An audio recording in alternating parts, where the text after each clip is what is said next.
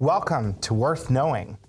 Today, I'm excited to welcome one of my dearest friends, but also a expert, like a real expert. Thank you, in a Michael. topic. Yeah, you're welcome. to see Let me you. give you your accolades first.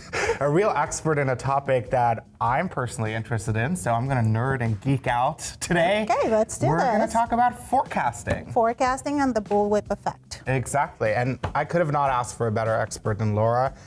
More than a decade in this industry and this business. So Almost 16 years. I feel like I hear forecasting a lot. I feel like even within my own life, all I do is like try to forecast, or I hear a lot about forecasting. But you're an expert in it. Can you define forecasting for me? Like, what exactly is it?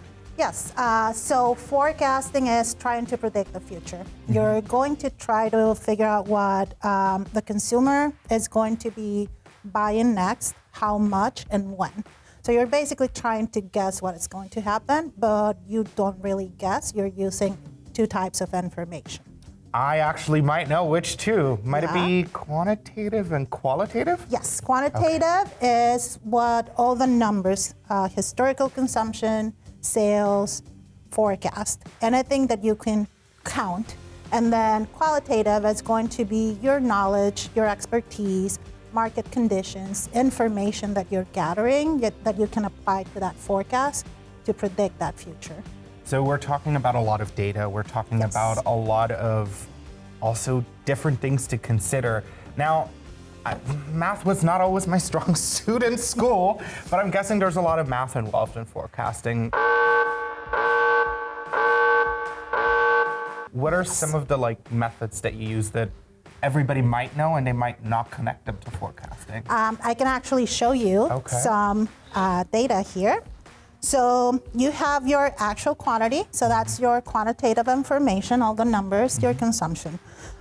Using that data, you can use different periods, 3 to 1 year, 6 months. Your most common methods are going to be simple average and weighted average. So simple average, we're literally just talking about average of it all. yes, so you're gonna pick your period of time and then you're gonna divide the number of units or consumption in that period. That's the kind of math I understand. Then your weighted average, you're also going to average that consumption, but you can give different weights to different periods of time. So if you want to consider more the last 3 months, you give it a higher weight. So basically like a scoring model where you're giving more weight to one thing over the other thing because that's more important to you. Basically, yes. You are correct. Then we also have exponential smoothing. So you are trying to smooth your consumption in the future. So if you have a spike in demand, like we had a storm and there's more snow blowers that they're buying, but you know that's not going to necessarily happen next year, you smooth that out. Oh, you're trying to kind of take the extraordinary event out of it to not put too much weight on it. Yes. And then lastly, you have your seasonal methods or your seasonal forecast. So there's plenty of them, but they're trying to predict the seasonality of a product. So for example, if you have snow blowers again, you know you're gonna sell those during winter. So you're going to have to predict higher for those months. Oh, like turkeys before Thanksgiving. Yeah, stuff precisely. Like that. Okay. Yes, absolutely. So then you need more than 12 months because you need to create a pattern. So that's where you use 2 or 3 years worth of information to see when those seasonalities are going to happen. So you're trying to define the season where it Yes. happens. You're not trying to calculate that out like with the smoothing. Correctly. Okay. You're trying to predict when you're going to see that increase or decrease in demand. Well, if only math was explained to me that way in school, I might have been better at it. Having you here as the expert in forecasting, I do have to ask you one question though, because when I was kind of prepping and looking everything up, one question that I got asked a lot is like, why is forecasting so important? What would you say to people that ask you that? So forecasting is very important because it's gonna basically tell you when to buy, what to buy, and when to keep it in stock when you're going to sell it. So it helps you with customer satisfaction, but it also helps you to put your money where it needs to go. So a good forecast is a game changer for any business. Yes, absolutely, because you can plan for your people, for production, for payments, for pretty much everything with forecasting. But now, I'm not trying to get trade secrets out of you, but obviously if a good forecast is kind of the segue to good business, you really care about a good forecast being accurate. Absolutely. If the forecast is not accurate, then everything you do is going to be wrong. So how do you work on accuracy in a forecast? So there's a few methods that you can use, and I'm going to show you two that I like the most. Are you going to scare me with formulas? A little bit, but it's super easy.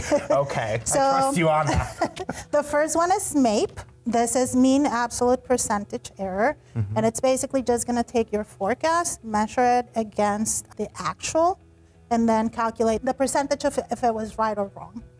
Oh, so basically this is like review of your forecast. Yes, you're basically grading yourself. You're going back in time and measuring how good or bad your forecast was. Oh, to improve your next forecast. Yes. That's the idea behind it.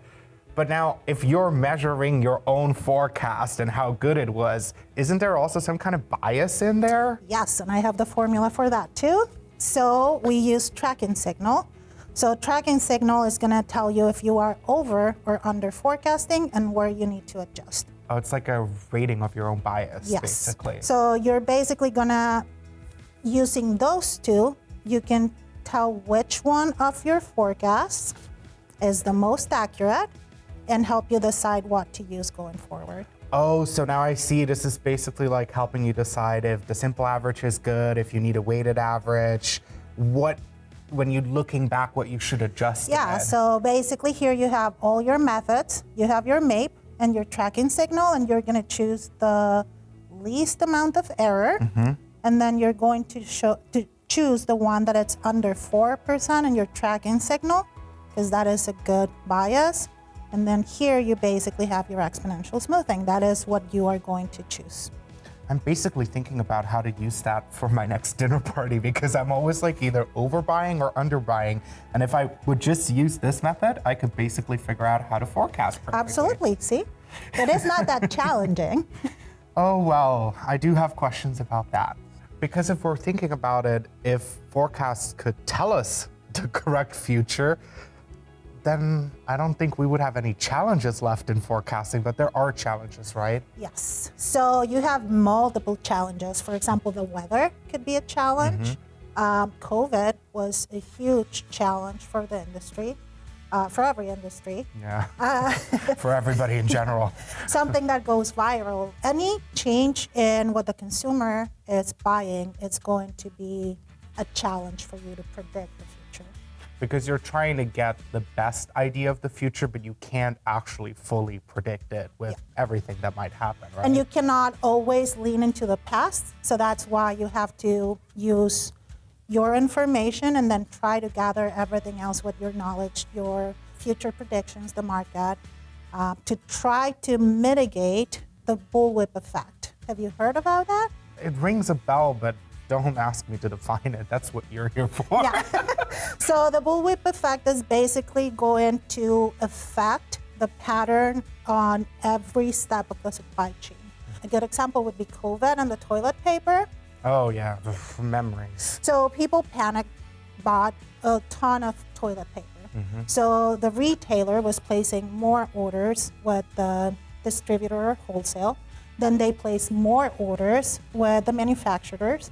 And then they place more orders for raw material. Oh, like a domino effect, yeah, basically. so you see how it flows through the supply chain, and it's a ripple effect. Oh, because it basically goes from one to the next to the next to the next and gets passed on. Yeah, and if you don't have good communication or good data, it's going to show that your usage is increasing, when it could be a false alert. Oh, I got it, like the bullwhip, basically. Exactly. Yeah, it makes sense. Yes.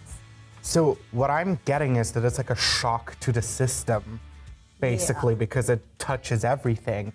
What are the consequences for like an industry? I'm thinking of like disaster scenarios right now. So it goes back to the money. So you're going to buy a lot of inventory or raw material, and you're going to have it in stock, and it's not going to go out. It could also mean that it's going to change your production schedule. So you're going to bring more people in for something that you're not going to sell right away. So you can see how all your money is going to be tied to product that you cannot get out the door. Yeah, and like you said, it all goes back to the money, and basically the shock just keeps on going on, right? Absolutely. So, $1,000,000 question, how do you mitigate anything like that?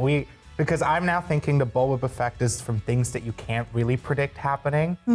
So how do you mitigate something that you can't really? It goes back to communication, having the right data, talking to your customers, talking to your suppliers. So for example, for me, it would be knowing what my customer is doing and why there was a change in the demand, and then talking to my suppliers and saying, hey, this is going to be a one-time deal, so you don't have to plan for that in the future. So you're like trying to stop the bullwhip effect from in every step of the chain. Okay. Yes. And the earlier it can do it, the better it probably is. Correct. Right. Okay. Yeah. See, it's easy. It is easy. I'm still gonna stand with one of my hypotheses that I have is that you are a fortune teller. Oh, I actually have a crystal ball in my office. Of course you do. As you can hopefully see, there is some method to the madness of forecasting, and I am so grateful that Laura got to explain it to all of us a little bit more. I hope you enjoyed it as much as I did, and this was worth knowing.